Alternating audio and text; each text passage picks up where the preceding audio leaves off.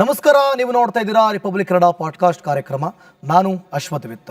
ವೀಕ್ಷಕರೇ, ಇವತ್ತಿನ ವಿಶೇಷ ಪಾಡ್ಕಾಸ್ಟ್ನಲ್ಲಿ ಬಹಳ ವಿಶೇಷ ವ್ಯಕ್ತಿಯನ್ನು ನಾನು ನಿಮಗೆ ಪರಿಚಯ ಮಾಡಿಕೊಡ್ಲೇಬೇಕಿದೆ. ದೇಶಕ್ಕಾಗಿ ಹೆಸರು ತರೋರು ಬಹಳ ಮುಖ್ಯ. ಇವತ್ತು ನಾವೆಲ್ಲರೂ ಕೂಡ ನೆಮ್ಮದಿಯಾಗಿದ್ದೀವಿ ಅಂತಂದರೆ ಇವತ್ತು ನಮ್ಮ ರಾಷ್ಟ್ರದ ಗಡಿಯಲ್ಲಿ ನಮ್ಮನ್ನು ಕಾಯ್ತಿರುವಂತಹ ಸೈನಿಕರು, ಅದೇ ರೀತಿ ನಮ್ಮ ರಾಷ್ಟ್ರವನ್ನು ಪ್ರತಿನಿಧಿಸುವಂತಹ ಕ್ರೀಡಾಪಟುಗಳು, ಅದೇ ರೀತಿ ರೈತರು, ಇವರೆಲ್ಲರೂ ಕೂಡ ಬಹಳ ಮುಖ್ಯ ನಮ್ಮ ದೇಶದಲ್ಲಿ. ಅದೇ ರೀತಿಯಾಗಿ ಇವತ್ತು ನಾನು ನಿಮಗೆ ಪರಿಚಯಿಸಿರೋದು ವಿಶೇಷ ಚೇತನರು.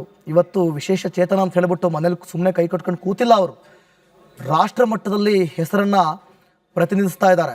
ಅವರೇ ರಾಘವೇಂದ್ರ ಪಿ. ಅವ್ರನ್ನ ಕಾರ್ಯಕ್ರಮಕ್ಕೆ ಸ್ವಾಗತ ಮಾಡುವಂಥ ಸಮಯ. ಸರ್, ಕಾರ್ಯಕ್ರಮಕ್ಕೆ ಸ್ವಾಗತ. ಬನ್ನಿ ಅವ್ರನ್ನ ಮಾತನಾಡ್ತಾ ಹೋಗೋಣ. ರಾಘವೇಂದ್ರ ಅವರೇ, ಹೇಗಿದ್ದೀರಿ? ಆರಾಮ್ ಸರ್, ಚೆನ್ನಾಗಿದ್ದೀನಿ. ಈ ವಿಶೇಷ ಚೇತನತೆ ಅನ್ನೋದು ನೀವು ಹುಟ್ಟು ವಿಶೇಷ ಚೇತನರು ಅಥವಾ ಹೇಗೆ? ಸರ್, ನಾನು ಸೆಂಟ್ರಲ್ಲಿ ಫಿಸಿಕಲ್ ಚಾಲೆಂಜ್ ಆಗಿದ್ದು. ಬೈ ಬರ್ತ್ ನಾನು ನಾರ್ಮಲ್ ಇದ್ದೆ. ಸೊ ಪೆನ್ಸಿಲ್ ಇಂಜೆಕ್ಷನಿಂದ ರಿಯಾಕ್ಷನ್ ಆಗಿ ನಾನು ಅಂಗವಿಕಲ ಆಗಬೇಕಾಗಿತ್ತು ಸರ್. ಯಾವ ವಯಸ್ಸಿನಲ್ಲಿ? ನನಗೆ ಸುಮಾರು 7 ವರ್ಷ ಸರ್. ಹೇಗಾಯ್ತದು? ಅದೇ, ನನಗೆ ಐ ಫೀವರ್ ಜ್ವರ ಬಂತು. ಐ ಫೀವರ್ ಜ್ವರ ಬಂದಾಗ ಡಾಕ್ಟರ್ ಹತ್ರ ಹೋದಾಗ ಈ ಪೆನ್ಸಿಲ್ ಇಂಜೆಕ್ಷನ್ನ ಡೋಸು ಕೊಟ್ಟು ಚೆಕ್ ಮಾಡಿ ಆಮೇಲೆ ಫುಲ್ ಇಂಜೆಕ್ಟ್ ಮಾಡಬೇಕಾಯ್ತು. ಅವರು ಐ ಫೀವರ್ ಜ್ವರಕ್ಕೆ ಒಂದೇ ಸರಿ ಡೋಸ್ ಚೆಕ್ ಮಾಡಿದೆ, ಫುಲ್ ಇಂಜೆಕ್ಷನ್ ಹಂಗೆ ಇಂಜೆಕ್ಟ್ ಮಾಡಿಬಿಟ್ರು. ಅದು ನೈಟು ಐ ಫೀವರ್ ಜ್ವರ ಇದರಿಂದ ಪೆನ್ಸಿಲ್ ಇಂಜೆಕ್ಷನ್ನು ರಿಯಾಕ್ಷನ್ ಆಗಿ ಮಾರ್ನಿಂಗ್ ಹೋಲ್ ಬಾಡಿ ಸ್ವಾಧೀನ ಕಳ್ಕೊಂಡ್ಬಿಟ್ಟಿತ್ತು. ಕತ್ತು ಬಿಟ್ಟರೆ ಇನ್ನು ಯಾವ ಭಾಗನೂ ಸ್ವಾಧೀನ ಇರಲಿಲ್ಲ. ಎಷ್ಟು ವರ್ಷದ ಹಿಂದೆ ಸರ್ ಇದು? ಇದು ಸುಮಾರು ಒಂದು 33 ಇಯರ್ಸ್.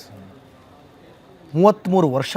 ಹೌದು ನೋಡಿ, ಇವರು 33 ವರ್ಷದ ಹಿಂದೆ ಇವರು ಹುಟ್ಟುತ್ತಲೇ ವಿಶೇಷ ಚೇತನರಲ್ಲ. ಇವರು ಸಾಮಾನ್ಯ ವ್ಯಕ್ತಿಯಾಗೇ ಇದ್ದರು, ಆರೋಗ್ಯವಂತರಾಗೇ ಇದ್ದರು. ಹೈ ಫೀವರ್ ಆಯಿತು ಅಂತ ಹೇಳಿ ಅವರ ತಂದೆಯವ್ರನ್ನ ಆಸ್ಪತ್ರೆಗೆ ಕರ್ಕೊಂಡು ಹೋದಂಥ ಸಂದರ್ಭದಲ್ಲಿ ಓವರ್ ಡೋಸ್ ಪೆನ್ಸಿಲ್ ಇಂಜೆಕ್ಷನ್ ಕೊಟ್ಟಿದ್ದರಿಂದ ಸೊ ಆ ರೀತಿ ಸ್ವಾಧೀನವನ್ನು ಕಳೆದುಕೊಳ್ಳುವಂಥ ಪರಿಸ್ಥಿತಿ ಬಂತು. ಸೊ ಅದಾದಮೇಲೆ 1 ಇಯರ್ ಸೆಂಟ್ ಜಾನ್ ಹಾಸ್ಪಿಟಲಲ್ಲಿ ಅಡ್ಮಿಟ್ ಮಾಡಿದ್ರು. ಸೊ ಅಲ್ಲಿ ನಾನಾ ಥರದ ಟ್ರೀಟ್ಮೆಂಟು, ಮೆಡಿಸಿನ್ಸು, ವರ್ಕೌಟ್ಸು, ಎಕ್ಸಸೈಸ್ ಎಲ್ಲ ಮಾಡಿದ್ಮೇಲೆ ನನಗೆ ಅಪ್ಪರ್ ಬಾಡಿಗೆಲ್ಲ ಸ್ಟ್ರೆಂತ್ ಬಂತು. ಕಾಲಿಗೆ ಇದೇ ಥರ ಸ್ಟ್ರೆಂತ್ ಬರಲಿಲ್ಲ. ಸೊ ಕಾಲಿನ ಸ್ವಾಧೀನ ಕಂಪ್ಲೀಟಾಗಿ ಕಳ್ಕೊಂಬಿಟ್ರಿ. ಹೌದು, ಅದಕ್ಕೆ ತಿರ್ಗಾ ಬಲ ಬರಲಿಲ್ಲ. ನೋಡಿ ವೀಕ್ಷಕರೇ, ಆ ರೀತಿ ಆದಮೇಲೆ ಎಂಥವ್ರಾದರೂ ಕೂಡ ಕುಗ್ಗೋದು ಜಾಸ್ತಿ. ಎಂಥವ್ರಾದರೂ ಕೂಡ ಯಪ್ಪ ನನ್ನ ಬದುಕಲ್ಲಿ ಹಿಂಗೆ ಆಗೋಯ್ತಲ್ಲ ಅಂಥೇಳಿ ಸುಮ್ಮನೆ ಹಿಂಗೆ ನಮ್ಮ ಜೀವನನ ನಡೆಸ್ಬಿಡೋಣ ಅಂದ್ಕೊಳ್ಳೋರೇ ಜಾಸ್ತಿ. ಆದರೆ ರಾಘವೇಂದ್ರ ಅವರು ಸುಮ್ಮನೆ ಕೂರಲಿಲ್ಲ. ಅವರ ಬದುಕಿನ ಆಟ, ನಿಜವಾದ ಆಟ ಅಲ್ಲಿಂದಲೇ ಶುರುವಾಗಿತ್ತು. ಹೇಗೆ ಶುರುವಾಯಿತು ಸರ್ ನಿಮ್ಮ ಬದುಕು? ಸರ್, ನಾನು ಚಿಕ್ಕ ವಯಸ್ಸಿನ ಕ್ರೀಡೆ ಅಂದರೆ ಭಾಳ ಆಸಕ್ತಿ ನನಗೆ. ಸೊ ನನ್ನ ಅಂಗವೈಕಲ್ಯತೆ ಇದ್ದಿದ್ದರಿಂದ ಆ ಅಂಗವೈಕಲ್ಯತೆನ ಆಟಗಳಿಗೆಲ್ಲ ಅಡ್ಡಿಪಡಿಸ್ತಿತ್ತು. ಸೊ ನನಗೆ ಚಿಕ್ಕ ವಯಸ್ಸಿಂದ ಭಾಳ ನೋವಾಗೋದು. ಯಾಕಂದ್ರೆ ನನ್ನ ಬಾಲ್ಯ ಸ್ನೇಹಿತರುಗಳೆಲ್ಲ ಆಡ್ಬೇಕಾದ್ರೆ ಅವ್ರು ಎಲ್ಲ ಆಟಗಳು ಆಡ್ತಿದ್ರು, ನನಗೆ ಒಂದು ಆಟಗಳನ್ನು ನನ್ನ ಕೈಲಿ ಆಡ್ಲಿಕ್ಕೆ ಆಗ್ತದೆ. ಬಿಕಾಸ್ ಆಫ್ ಕಾಲ್ ಸಪೋರ್ಟ್ ಮಾಡ್ತಿರಲಿಲ್ಲ. ಸೊ ಅದಾದಮೇಲೆ ಒಂದು 2008 ನನ್ನ ಫ್ರೆಂಡು ಅವಿ ಅಂತ ಒಂದು ಜಿಮ್ ಓಪನ್ ಮಾಡ್ತಾನೆ. ಸೊ ಮಾಡಿದಾಗ ನನ್ನ ಅಲ್ಲಿ ಕರ್ಕೊಂಡೋಗಿ ಬಾ, ಈ ಥರ ಒಂದು ಫಿಸಿಕಲ್ ಚಾಲೆಂಜ್ಗೆ ಬಾಡಿ ಬಿಲ್ಡಿಂಗ್ ಇದೆ, ಅದನ್ನು ಟ್ರೈ ಮಾಡು ಅಂತ ಹೇಳಿದಾಗ ನಾನು ಹೋಗಿ ಬಾಡಿ ಬಿಲ್ಡಿಂಗ್ ಟ್ರೈ ಮಾಡ್ತೀನಿ, ಪ್ರಾಕ್ಟೀಸ್ ಮಾಡ್ತೀನಿ. ಅದರಲ್ಲಿ ನನಗೆ ಫಸ್ಟ್ ಟೈಮೇ ಸಿಲ್ವರ್ ಮೆಡಲ್ ಬರುತ್ತೆ. ಅಲ್ಲಿಂದ 5 ಟೈಮ್ಸ್ ಚಾಂಪಿಯನ್ ಆಗ್ತೀನಿ. ಅದಾದಮೇಲೆ 2013 ನಾನು ಸರ್ಕಾರಿ ನೌಕರಾಗಿಂದ ನಮ್ಮದು ಕ್ರೀಡಾಕೂಟ ನಡೀತಾ ಇರುತ್ತೆ ಕಂಟ್ರೋಲ್ ಸ್ಟೇಡಿಯಮಲ್ಲಿ. ಅದು ನೋಡ್ಲಿಕ್ಕೆ ಹೋಗಿರ್ತೀನಿ ನಾನು. ಅಲ್ಲಿ ಅವತ್ತು 2013 ನ್ಯಾಷನಲ್ ಗೇಮ್ಸ್ ನಡೀತಾ ಇರುತ್ತೆ. ಸೊ ಆಗ ಅಲ್ಲಿ ಒಬ್ಬರು ಗಿರೀಶ್ ಅಂತ ಇದ್ದರು. ಅವರು ಅವಾಗ ಒಲಿಂಪಿಕ್ ಮೆಡಲ್ ಮಾಡಿದ್ರು 2012. ಅವರು ಇನ್ಸ್ಪಿರೇಷನ್ ಆಗಿ ಅಥ್ಲೆಟಿಕ್ಸಲ್ಲಿ ನೋಡಿ ನಾನು ಏನಾದ್ರು ಅಥ್ಲೆಟಿಕ್ಸಲ್ಲಿ ಸಾಧನೆ ಮಾಡಬೇಕು ಅಂತ ಅಂದ್ಕೊಂಡು ಎಂಟ್ರಿ ತೊಗೊಂಡು ನ್ಯಾಷನಲ್ಸ್ ಸ್ಟಾರ್ಟ್ ಮಾಡಿ, ಕಾಂಪಿಟೇಷನ್ ಎಲ್ಲ ಮಾಡಿ, ಇಂಟರ್ನ್ಯಾಷನಲ್ ಮಾಡಿ, ಅವಾಗಿಂದ ಅಥ್ಲೆಟಿಕ್ಸ್ ಸ್ಟಾರ್ಟ್ ಮಾಡಿದ್ವಿ ಸರ್. ಓಕೆ. ಸೊ ನೀವೊಬ್ಬ ಒಳ್ಳೆ ಬಾಡಿ ಬಿಲ್ಡರ್ ಅಂತಲೂ ಕೂಡ ನಾವು ಕೇಳ್ಪಟ್ಟಿದ್ದೀವಿ. ಹೌದು ಸರ್, 5 ಟೈಮ್ಸ್ ಚಾಂಪಿಯನ್ ಆಗಿದೆ ನಾನು. 5 times champion. State champion Bengaluru sir. ಬೆಂಗಳೂರಲ್ಲಿ. ಏನು ಅನ್ನಿಸ್ತು ಸರ್ ಅವತ್ತಿಗೆ ನೀವು 7 ವರ್ಷ ಇದ್ದಂಥ ಸಂದರ್ಭದಲ್ಲಿ ನಿಮಗಾದಂಥ ಅನುಭವ? ನೀವು ಬಾಡಿ ಬಿಲ್ಡನ್ನ ಮಾಡಿ ಅದರಲ್ಲಿ ಚಾಂಪಿಯನ್ಸ್ ಆದಾಗ ನಿಮಗೆ ಆದಂಥ ಅನುಭವ ಒಂದು ಸಲ ಹಿಂದೆ ಯೋಚನೆ ಮಾಡಿದ್ರಾ? ಹಿಂದಕ್ಕೆ ಹೋದ್ರಾ?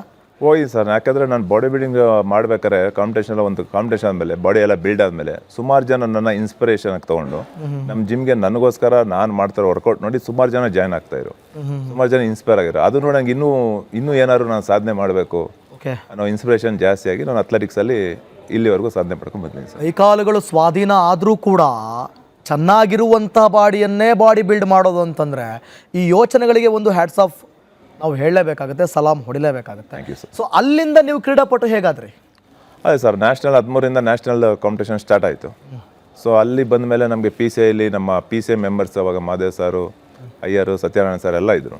ಅವರೆಲ್ಲ ನಮಗೆ ಬೆಂಬಲ ಕೊಟ್ಟು, ಸಪೋರ್ಟ್ ಕೊಟ್ಟು, ನಮ್ಮನ್ನ ಅಲ್ಲಿಂದ ಪ್ರೋತ್ಸಾಹ ಕೊಟ್ಟು ಹೆಲ್ಪ್ ಮಾಡೋರು ಸರ್ ಕಾಂಪಿಟೇಷನ್ಸ್ಗೆಲ್ಲ. ಓಕೆ. So fine. ಅದಾದ ಮೇಲೆ ನೀವು ಬೇರೆ ಯಾವ ಗೇಮನ್ನು ಆಡ್ತೀರಿ ನೀವು ಕತ್ತಿವರಸ ಬಿಟ್ಟರೆ? ಸರ್ ಡಿಸ್ಕಸ್ ಥ್ರೋ ಆಡ್ತಿದ್ದೆ ನಾನು. ಸ್ಟಾರ್ಟಿಂಗ್ ಅಥ್ಲೆಟಿಕ್ಸ್ ಅಂದರೆ ಬಂದಿದ್ದು ಡಿಸ್ಕಸ್ ಥ್ರೋ. ಅಲ್ಲಿಂದನೇ ಶುರುವಾಗಿತ್ತು. ಹೌದು, ಫಸ್ಟ್ ನಾನು ಸ್ಟಾರ್ಟ್ ಮಾಡಿದ್ದು ಅಥ್ಲೆಟಿಕ್ಸ್ ಡಿಸ್ಕಸ್ ಥ್ರೋ. ಅದು ನಾನು 3 ಏಷ್ಯನ್ ಗೇಮ್ಸ್ ಆಡಿದೆ ಅದರಲ್ಲಿ.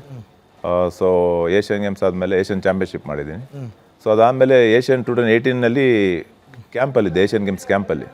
ಸೊ ಆಗ ನನಗೆ ಅಲ್ಲಿ ವರ್ಕೌಟ್ ಮಾಡ್ಬೇಕಾದ್ರೆ ವೆಯ್ಟ್ಸ್ ಜಾಸ್ತಿ ಆಗಿ ಶೋಲ್ಡರ್ ಇಂಜೂರ್ಡ್ ಆಗೋಯ್ತು. ಸೊ ನಮ್ಮ ಕೋಚ್ ಹೇಳೋರು ಇನ್ನು ಅಥ್ಲೆಟಿಕ್ಸು ಮಾಡಲಿಕ್ಕಾಗಲ್ಲ, ಓಕೆ, ಸೊ ಯಾವ್ದಾದ್ರು ಟೆಕ್ನಿಕ್ ಇವೆಂಟ್ಸು ಮಾಡಿ ಅಂದಾಗ ನಾನು ಫೆನ್ಸಿಂಗಲ್ಲಿ ಅವಾಗಲಿಂದ ತೊಡಸ್ಕೊಂಡಿದ್ದೆ. ಮೇನ್ ಫೋಕಸ್ ಅಥ್ಲೆಟಿಕ್ಸಲ್ಲಿದೆ. ಸೊ ಹಾಗಾಗಿ ಅಲ್ಲಿ ಕ್ವಿಟ್ ಮಾಡಿ ಡಿಸ್ಕಸ್ ಥ್ರೋನ ನಾನು ಫೆನ್ಸಿಂಗ್ ಸ್ಟಾರ್ಟ್ ಮಾಡಿದ್ದೆ ಸರ್. Okay, fine. ಹಾಂ, ಅದಾದಮೇಲೆ ನಿಮ್ಮದು ಡಿಸ್ಕಸ್ ಥ್ರೋ ಅದನ್ನು ಕಂಟಿನ್ಯೂ ಮಾಡಿದ್ರೆ ಅಥವಾ ಅದನ್ನ ಅಲ್ಲಿಗೆ ಬ್ರೇಕ್? ಇಲ್ಲ ಸರ್, ಕ್ವಿಟ್ ಮಾಡಿಬಿಟ್ಟೆ. ಯಾಕಂದರೆ ಅದು ಶೋಲ್ಡ್ರು ನನಗೆ ಸಪೋರ್ಟ್ ಮಾಡ್ತಿರಲಿಲ್ಲ, ಇಂಜೂರ್ಡ್ ಆಗಿತ್ತು, ಟೇರ್ ಆಗಿ ಮಸಲ್ಸು ಇಂಜೂರ್ಡ್ ಆಗಿತ್ತು. ಸೊ ಹಾಗಾಗಿ ನಾವು ಡಿಸ್ಕಸ್ ಥ್ರೋ ಮಾಡ್ಬೇಕಾದ್ರೆ ಆ ಕೈ ಬ್ಯಾಕ್ ಸೈಡ್ ಹೋಗಿ ಫ್ರಂಟ್ ಬರುತ್ತೆ. ಸೊ ಶೋಲ್ಡ್ರು ಸಪೋರ್ಟ್ ಮಾಡ್ತಿರ್ಲಿಲ್ಲ. ಸೊ ಹಾಗಾಗಿ ಪ್ರತಿ ವರ್ಷ ಮಾಡಬೇಕು, ಅದರಲ್ಲಿ ಒಂದು ಇಷ್ಟೊಂದು ದೊಡ್ಡ ಸಾಧನೆ ಮಾಡಬೇಕು. ಸೊ ಎಲ್ಲಿಂದ ಶುರುವಾಯ್ತು ಅದು ಆ ಪಯಣ? ಸರ್ ಅದು 2014 ಸ್ಟಾರ್ಟ್ ಆಗಿತ್ತು. ಬಟ್ ಅದ್ರ ಮೇಲೆ ಜಾಸ್ತಿ ಕಾನ್ಸಂಟ್ರೇಷನ್ ಮಾಡ್ತಿಲ್ಲ, ನ್ಯಾಷನಲ್ ಲೆವೆಲ್ಗೆ ಮಾತ್ರ ಮಾಡ್ಕೊತಾ ಇದೆ. ಓಕೆ. ಸೊ ಕತ್ತಿ ವರ್ಷ ಅಂದರೆ ನಮ್ಗೊಂಥರ ಭಾಳ ಇಂಟ್ರೆಸ್ಟ್ ಇರುತ್ತೆ ಸರ್, ನಾವು ಒಂದು ಯುದ್ಧ ಮಾಡ್ದಂಗೆ ಇರುತ್ತೆ. ಎಸ್. ಹಾಗಾಗಿ ಅದು ನನ್ನ ಮೇಲೆ ಆವಾಗಿಂದ ನನಗೆ ಕಾನ್ಸಂಟ್ರೇಷನ್ ಜಾಸ್ತಿ ಇತ್ತು. ಸೊ ದಬಾಂಗ್ ಸಿಂಗ್ ಅಂತ ಕೋಚು ಟ್ರೈನಿಂಗ್ ಮಾಡಿದ್ರು ಕಂಟ್ರೋಲ್ ಸ್ಟೇಡಿಯಮಲ್ಲಿ. ಹಾಗಾಗಿ ಕತ್ತಿ ವರ್ಷ ಆಡ್ಬೇಕಾರೆಲ್ಲ ನಮ್ಗೆ ಏನೋ ಒಂದು ಯುದ್ಧ ಮಾಡೋದಂಗೆ ಆಗೋದು, ಯಾವುದೋ ದೇಶದ ಮೇಲೋ ಯಾವುದೋ ರಾಜ್ಯದ ಮೇಲೋ ಮಾಡೋ ಥರ ಫೀಲ್ ಆಗ್ತಿತ್ತು. ಓಕೆ. ಸೊ ಹಾಗಾಗಿ ಅದ್ರ ಇಂಟ್ರೆಸ್ಟ್ ಇದೆ, ಅದನ್ನೇ ಕಂಟಿನ್ಯೂ ಮಾಡಿದ್ರೆ. ಸೊ ನೀವೀಗ ಆ ಕತ್ತಿ ವರಸೆಯಲ್ಲಿ ಪಡೆದುಕೊಂಡಂಥ ಪ್ರಶಸ್ತಿಗಳು ಎಷ್ಟು, ಎಲ್ಲೆಲ್ಲಿ? ಸರ್ ಆಲ್ಮೋಸ್ಟ್ ನಾನು ಈಗ 2022 ಅಲ್ಲಿ ಕಾಮನ್ವೆಲ್ತ್ ಓಸಲ್ಲಿ ಲಂಡನಲ್ಲಿ ನಡೀತು ಸರ್, ಅಲ್ಲಿ 2 ಸಿಲ್ವರ್ ಮೆಡಲ್ ಆಯಿತು ಇಂಟರ್ನ್ಯಾಷನಲ್ಸ್. ಈಗ 2026 ಕಾಮನ್ವೆಲ್ತಲ್ಲಿ ನೈಜೀರಿಯಾದಲ್ಲಿ 1 ಗೋಲ್ಡ್ ಮೆಡಲ್ ಆಯಿತು ಸರ್. ಆಮೇಲೆ ಕಂಟಿನ್ಯೂಸ್ ನ್ಯಾಷನಲ್ ಮೆಡಲ್ ಇದೆ ಸರ್. ನಿಮಗೆಲ್ಲ ಈ ಖರ್ಚು ವೆಚ್ಚಗಳನ್ನು ಯಾರು ಭರಿಸ್ತಾ ಇದ್ರು?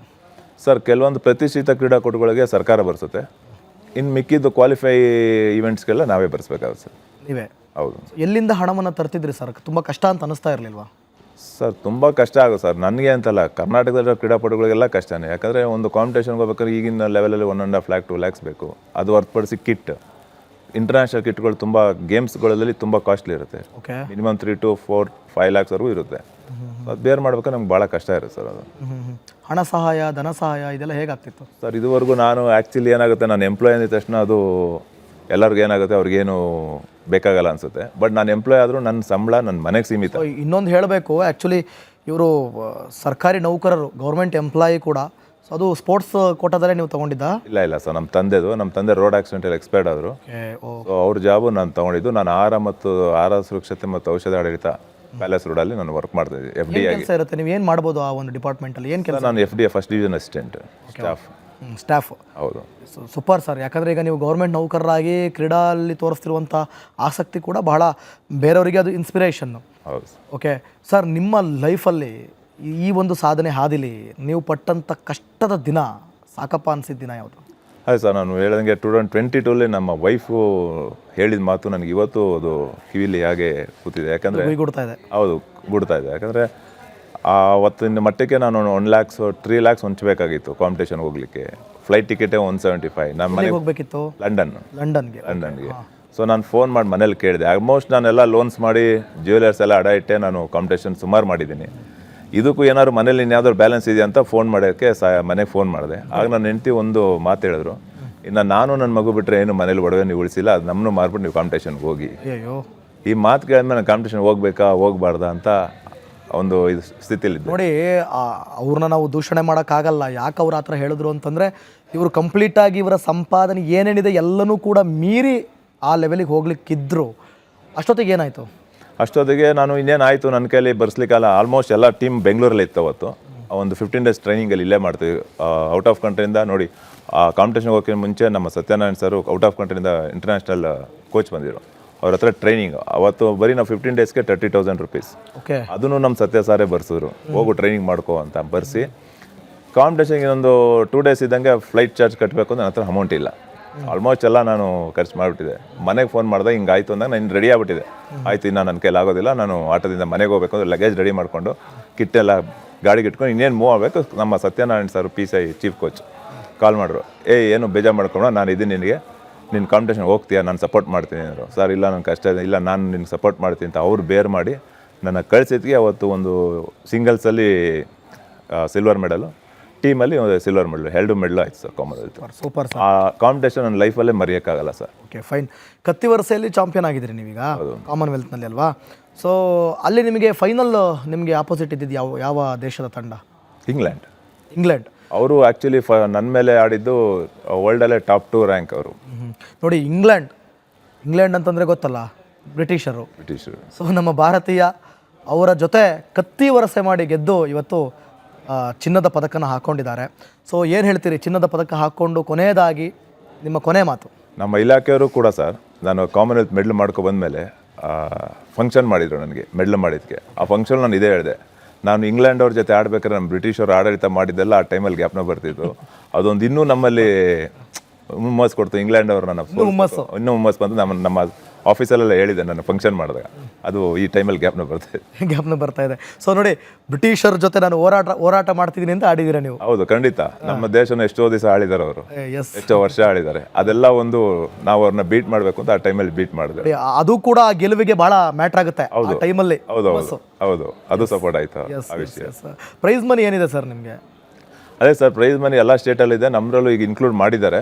ಇನ್ನೂ ನಮಗೆ ಬಂದಿಲ್ಲ, ಈ ಸಲ ಅಪ್ರೋಚ್ ಮಾಡಬೇಕು ಸರ್ ನಾವು.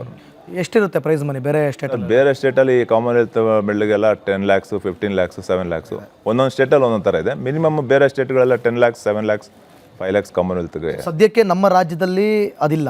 ಇಲ್ಲ ಸರ್, ಇನ್ಕ್ಲೂಡ್ ಮಾಡಿದ್ರು, ಅದು ಆರ್ಡರ್ ಚೇಂಜ್ ಮಾಡಿದ್ರು, ಈಗ ತಿರ್ಗಾ ಮಾಡಿದ್ದಾರೆ ಅಂತ ಕೇಳ್ಬಿಟ್ಟಿದ್ವಿ. ಈಗ ಅಪ್ರೋಚ್ ಮಾಡ್ಬೇಕು ಸರ್. ಏನು 15 ಲಕ್ಷನೇ ಸಿಗ್ಬೋದಾ ಅಥವಾ ಅದಕ್ಕಿಂತ ಜಾಸ್ತಿ ಇರುತ್ತಾ ಅಥವಾ ಕಮ್ಮಿ ಏನಿರ್ಬೋದು? 10.75 ಇರ್ಬೋದು ಸರ್.